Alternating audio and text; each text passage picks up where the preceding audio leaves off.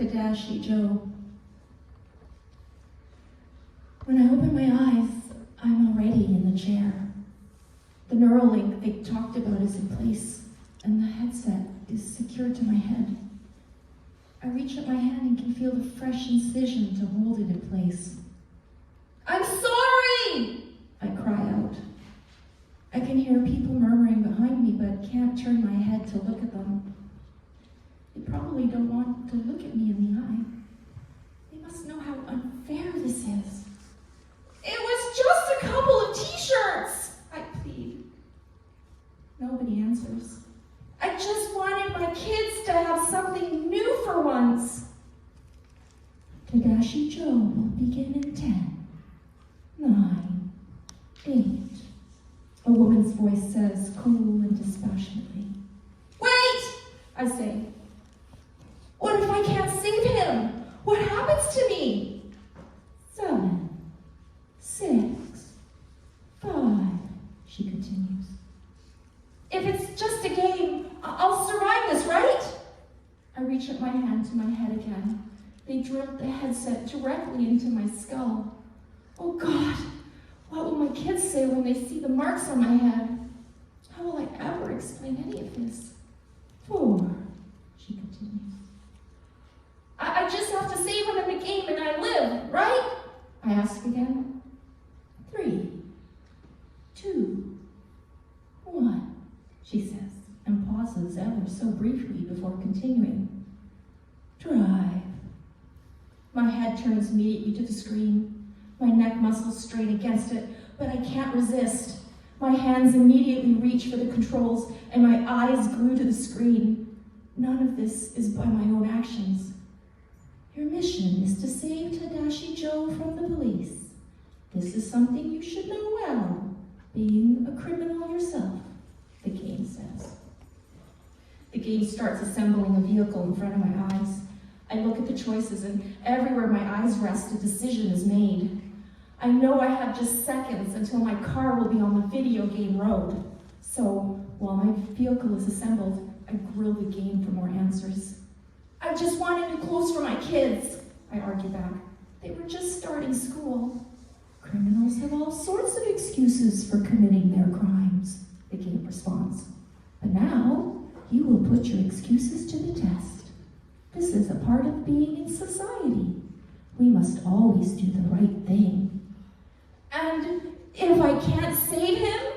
I ask, realizing I have to go through with this. "What happens to me?"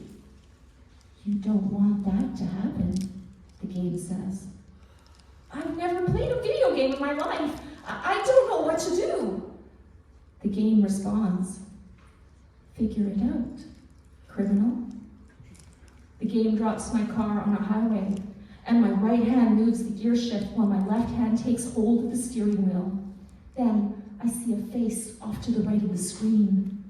It's my guide for the game. "Tadashi Joe is waiting for you," says the guide. "He has just completed the robbery you both planned, and he has the contents of the jewelry store. Thousands of dollars in gold and diamonds are yours if you find him, and there's no telling what happens to you if you don't," said the guide. I recognize the guide immediately. It's Caroline Meyer, the co-host of a national morning show. She always seems so nice and kind on her show. How did she get mixed up in this? She talks about how she is the celebrity guide this week. Who is she talking to? Certainly not me. I wonder how much she's getting paid to help torture me. She has to be so wealthy already. What could she possibly need with more money? She's got no idea how it feels to not be able to afford new things for her kids. I start driving. There's loads of other cars on the road with me, and I wonder if there are others stuck in rooms like this, being punished like me. Then I think about the headset on my head. If they drilled it into my skull, what else could they do? None of my actions seem to be controlled by me. "I'm not doing this!" "Oh, but you are," Carolyn says. "Remember, you must find Tadashi Joe. so best head down that side street. I turn down the street. What if I can't find him? I ask again. Why won't she answer my question?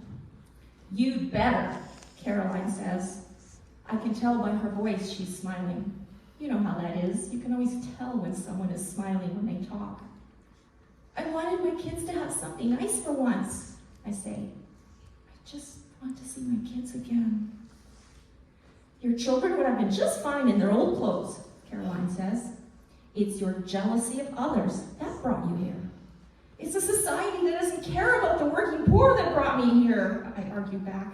And as I do, my car swerves and skids past a lamp pole. Caroline admonishes me. Careful now. You absolutely don't want to crash. Trust me. I take a deep breath as I race along, unsure if it's really my own actions guiding the car or some other person playing through me. What will happen to my kids if I don't survive this game? They say I deserve to be punished. Fine, maybe I do. But what about my kids? Your children deserve better than you, the judge had said. He doesn't understand that my kids deserve better in general. A car crashes on the screen in front of me, and my car swerves to the left to avoid it. I hear screaming, but I don't think it's from the game. I'm sure it came from the next room. Was someone else in there, driving like me? All of us looking for our own Tadashi Joe? Was that another? I started to ask. Never mind him, Caroline says, cutting me off. One less criminal on the streets. I keep driving while Caroline rattles off suggestions. Be sure to find Tadashi Joe, she mocks. You criminals have to stick together. I'm not a criminal. I'm just a mother who steals, she corrects me. A mother who's desperate. I guess that's why you were driving and not Tadashi Joe, she says with a sarcastic laugh. Another car crashes, and I hear another scream. What if every car is someone like me, just serving a sentence? Are they getting rid of us all? Tadashi Joe is out there, Caroline's urgency breaks up my thoughts. Yes, he is out there. He's waiting for his accomplice to pick him up so we can get away with another crime. I'm driving and he isn't. What does that mean? Is he guilty of a worse crime than me? Is Tadashi Joe depending on me to save him? Will that save us both? Or it can't be possible. I lift my foot off the gas and my car begins to decelerate. I strain against the controls. What are you doing? Caroline sounds angry. You have to help him get away. The Neuralink begins to heat up. It's burning me! I cry as I fight against the pain. I decide I'm making my car stop no matter what. Keep driving, Caroline commands. Tadashi Joe is waiting for you. No, he's not, I say through the searing pain. But it's part of the game. It's why people are watching, Caroline whines impatiently. So, this is being live streamed. I'm not playing this game anymore. Her anger is palpable, but then she corrects her tone as she tries sweet-talking to me to get me to move again. The heat will subside when you get moving again. Come on, let's go now. The pain seems unimportant now. The other drivers, are they all just shoplifters like me?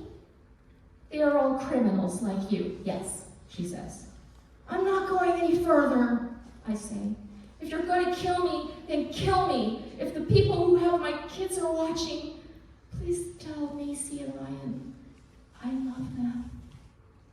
Get your car going and go get the jewels, Carolyn prods. You mean to kill me, I say with certainty, sickened and angered by the injustice of this spectacle. That's the goal, isn't it? Whoever is watching this, is this really okay with you?